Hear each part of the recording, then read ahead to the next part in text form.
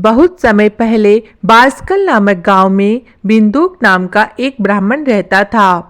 वह अधर्मी, दुरात्मा और महापापी था। उसकी स्त्री बहुत सुंदर थी। उसका नाम चंचला था।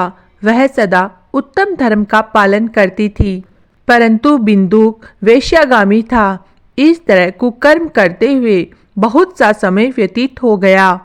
उसकी स्त्री काम से पीड़ित होने पर भी स्वधर्म नाश के भय से क्लेश सहकर भी काफी समय तक धर्म भ्रष्ट नहीं हुई, परंतु आगे चलकर वह भी अपने दुराचारी पति के आचरण से प्रभावित होकर दुराचारी और अपने धर्म से विमुख हो गई। इस तरह दुराचार में डूबे हुए उन पति पत्नी का बहुत सा समय व्यर्थ बीत गया।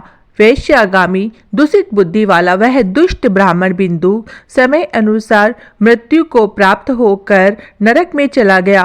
बहुत समय तक नरक के दुखों को भोगकर वह मूढ़ बुद्धि पापी विंध्य पर्वत पर भयंकर पिशाच हुआ।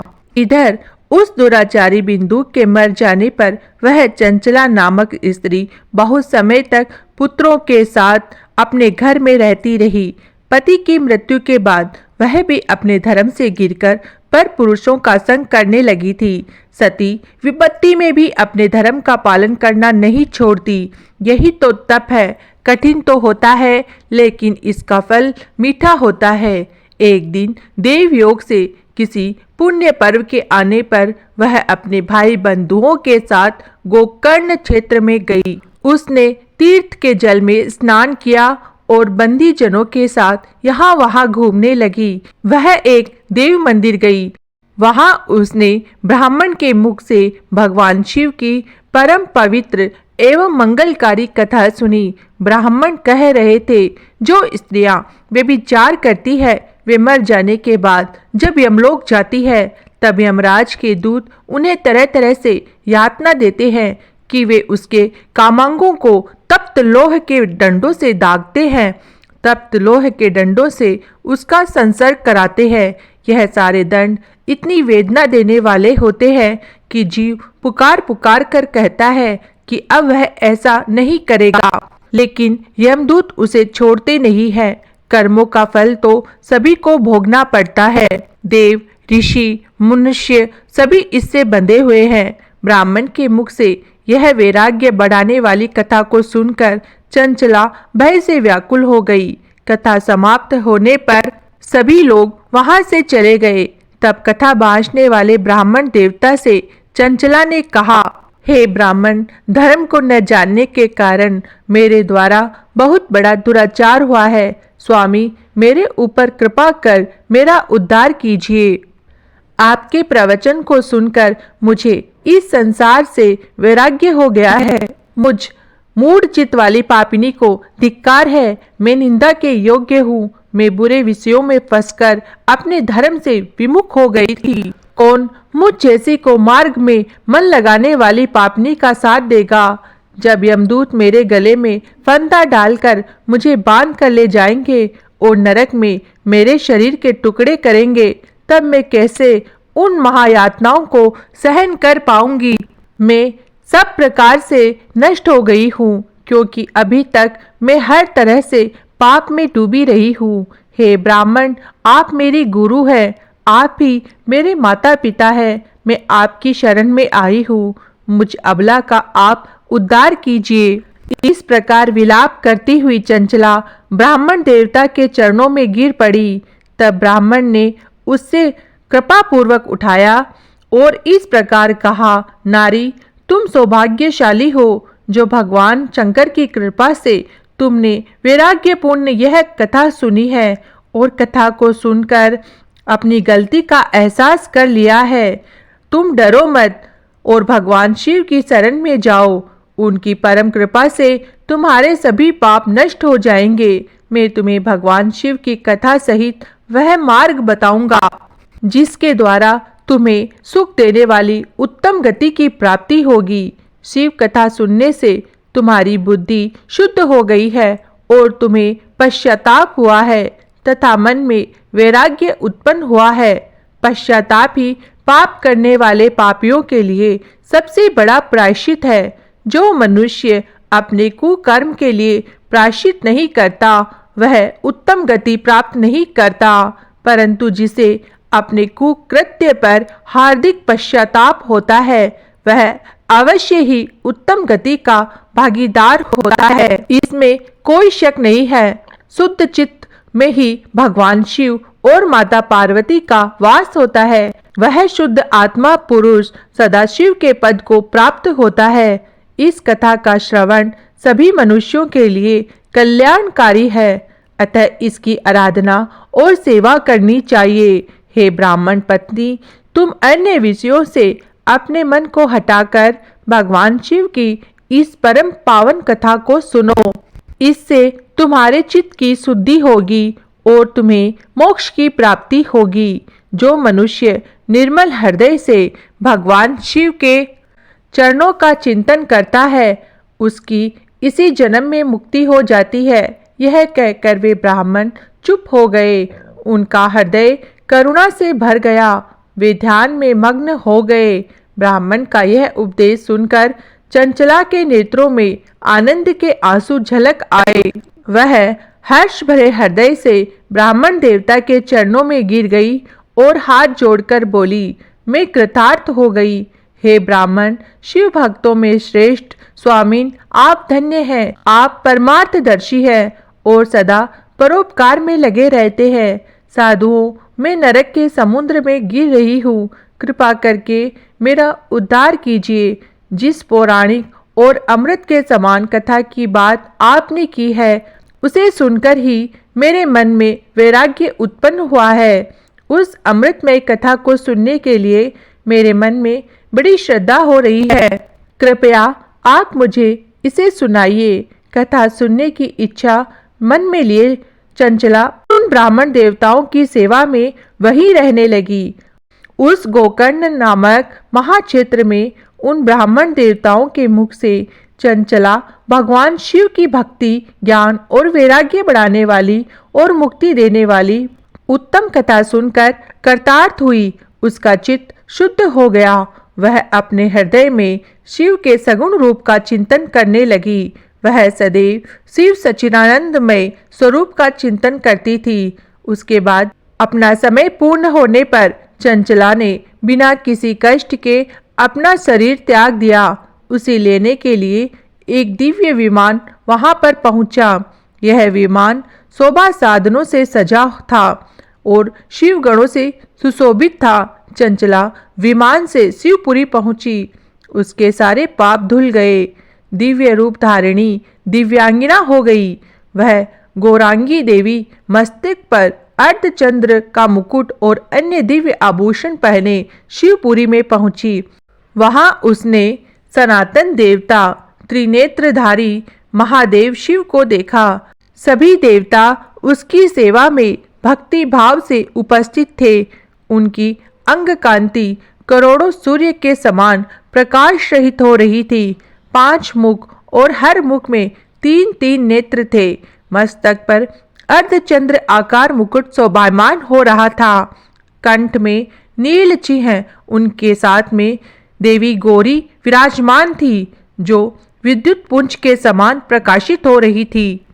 उनके शरीर पर श्वेत वस्त्र थे तथा शरीर श्वेत भस्म से युक्त था। इस प्रकार भगवान शिव के परम पूजनीय रूप के दर्शन कर चंचला बहुत प्रसन्न हुई। उसने भगवान शिव को बारंबार प्रणाम किया और हाथ जोड़कर प्रेम, आनंद और संतोष से युक्त होकर विनीत भाव से खड़ी हो गई। उसके नेत्रों से आनंद के आंसुओं की धारा बहने लगी। भगवान शंकर और भगवती गौरी उमा ने करुणा के साथ सौम्य दृष्टि से देखकर चंचला को अपने पास बुलाया। गौरी उमा ने उसे प्रेम पूर्वक अपनी सखी बना लिया। चंचला सुखपूर्वक भगवान शिव के धाम में उमा देवी की सखी के रूप में निवास करने लगी। एक दिन चंचला आनंद में मग्न उमा देवी के पास गई और दोनों हाथ जोड़कर उनकी इस स्तुति को करने लगी। हे गिरिराज नंदिनी स्कंद माता उमा, आप सभी मनुष्यों एवं देवताओं द्वारा पूजित तथा समस्त सुखों को देने वाली है। आप शंभु प्रिया है, आप ही सगुणा और निर्गुणा है। हे सच्चिदानंद स्वरूपा, आप ही प्रकृति की पोषक है। हे माता, संसार की सृष्टि पालन करता और संहार करने वाली है। इस प्रकार सद्गति प्राप्त चंचला देवी की स्तुति कर शांत हो गई। उसकी आंखों में प्रेम के आंसू उमड़ आए। तब शंकर प्रिया भक्त वत्सला उमा देवी ने बड़ी प्रेम से चंचला को चुप कराते हुए कहा, सखी चंचला, मैं तुम्हारी इस स्तुति से प्रसन्न हूँ। बोलो, क्या वर मांगती हो? तब चंचला बोली, हे गिरिराज कुमारी, मेरे पति बिंदु इस समय कहाँ है? उनकी स्थिति कैसी है? मुझे बताइए और कुछ उपाय कीजिए ताकि हम फिर से मिल सके। महादेवी, मेरे पति एक शूद्र जाति वेश्या के प्रति आसक्त थे और पाप में ही डूबे रहते थे।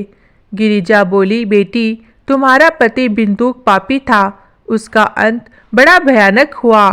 वेश्या का उपभोग करने के कारण वह मूर्ख नरक में ही अनेक वर्षों तक अनेक प्रकार के दुख भोगकर शेष पाप को भोगने के लिए विंध्य पर्वत पर पिशाच की योनि में रह रहा है। और वह दुष्ट वहीं वायु पीकर रहता है और सब प्रकार के कष्ट सहता है।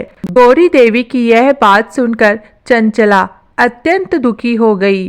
फिर मन को किसी तरह स्थिर करती हुई दुखी हृदय से माँ गौरी से उसने एक बार फिर पूछा, हे महादेवी, मुझ पर कृपा कीजिए और मेरे पापी पति का अब उद्धार कीजिए।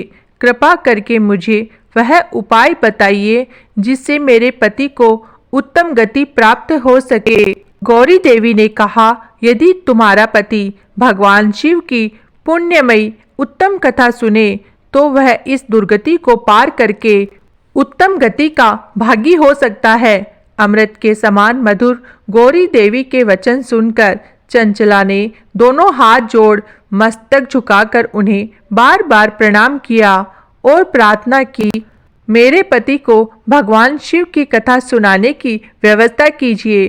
ब्राह्मण पत्नी चंचला की बार बार प्रार्थना करने पर शिव प्रिया गौरी देवी ने भगवान शिव की महिमा का गान करने वाले गंधर्वराज टुमरू को बुलाकर कहा, टुमरू, तुम्हारी भगवान शिव में प्रीति है। तुम मेरे मन की सभी बातें जानकर मेरे कार्यों को सिद्ध करते हो, तो मेरी इस सखी के साथ विंध्य पर्वत पर जाओ। वहाँ एक महाघोर और भयंकर पिशाच रहता है। पूर्व जन्म में वह पिशाच बिंदुक नामक ब्राह्मण मेरी इस सखी चंचला का पति था। वह वेश्यागामी हो गया। वह स्नान, संध्या आरती आदि नित्य कर्म छोड़कर अपवित्र रहने लगा। क्रोध के कारण उसकी बुद्धि भ्रष्ट हो गई थी। दुर्जनों से उसकी मित्रता तथा सज्जनों से द्वेष बढ़ गया था। वह अस्त्र शस्त्र से हिंसा करता, लोगों को सताता और उनके घरों में आग लगा देता था। चांडालों से दोस्ती करता और वह रोज वेश्या के पास जाता था। पत्नी को त्याग कर दुष्ट लोगों से दोस्ती कर उन्हीं के संपर्क में रहता था। वह मृत्यु तक दुराचार में फंसा रहा। मृत्यु के बाद उसे पापियों के घोर स्थान यमपुरी में ले गए। वहां घोर नरकों को सहकर इस समय विंध्य पर्वत पर वह पिशाच बनकर रह रहा है और पापों का फल भोग रहा है। तुम उसके सामने ये पुण्यमयी पापों का नाश करने वाली भगवान शिव की दिव्य कथा का प्रवचन करो। इस कथा को सुनने से उसका हृदय सभी पापों से मुक्त होकर शुद्ध हो जाएगा और वह प्रेत योनि से मुक्त हो जाएगा। दुर्गति मुक्त होने से उस बिंदुक नामक पिशाच को तुम विमान में बिठाकर भगवान शिव के पास ले आना। माँ उमा का आदेश पाकर गंधर्वराज टुमरू प्रसन्नता पूर्वक अपने भाग्य की सराहना करते हुए चंचला को साथ लेकर विमान से पिशाच के निवास स्थान विंध्य पर्वत पर गया। वहां पहुंचकर उसने विशाल आकृति वाले पिशाच को देखा। उसका शरीर विशाल था, उसकी ठोड़ी बड़ी थी। वह कभी हंसता, कभी रोता, कभी उछलता था। महाबली टुमरू ने बिंदुक नामक पिशाच को पाशों में बांध लिया था। उसके पश्चात टुमरू ने कथा बांटने के लिए स्थान तलाश कर मंडप की रचना की। शीघ्र ही इस बात का पता लोगों को चल गया कि एक पिशाच के उद्धार हेतु देवी पार्वती की आज्ञा से टुमरू भगवान शिव की कथा सुनाने विंध्य पर्वत पर आया है। उस कथा को सुनने के लोभ से बहुत से देव ऋषि वहां पहुंच गए। सभी को आदर पूर्वक स्थान दिया गया। पिशाच बिंदु को पाशों में बांधकर आसन पर बिठाया गया और तब टुमरू ने परम उत्तम भगवान शिव की अमृत कथा का गान शुरू किया, जिससे सभी श्रोता कृतार्थ हो गए। परम पुण्यमयी कथा को सुनकर पिशाच सभी पापों से मुक्त हो गया और उसने पिशाच शरीर का त्याग कर दिया। शीघ्र ही उसका रूप दिव्य हो गया। उसका शरीर गौर वर्ण का हो गया। शरीर पर श्वेत वस्त्र एवं पुरुषों के आभूषण आ गए। इस प्रकार दिव्य देहधारी होकर बिंदुक अपनी पत्नी चंचला के साथ स्वयं भी भगवान शिव का गुणगान करने लगा। उसे दिव्य रूप में देखकर सभी को बहुत आश्चर्य हुआ। उसका मन परम आनंद से परिपूर्ण हो गया। सभी भगवान महेश्वर के अद्भुत चरित्र को सुनकर कृतार्थ होकर उनका यशोगान करते हुए अपने अपने धाम चले गए। बिंदुक अपनी पत्नी चंचला के साथ विमान में बैठकर शिवपुरी की ओर चल दिया।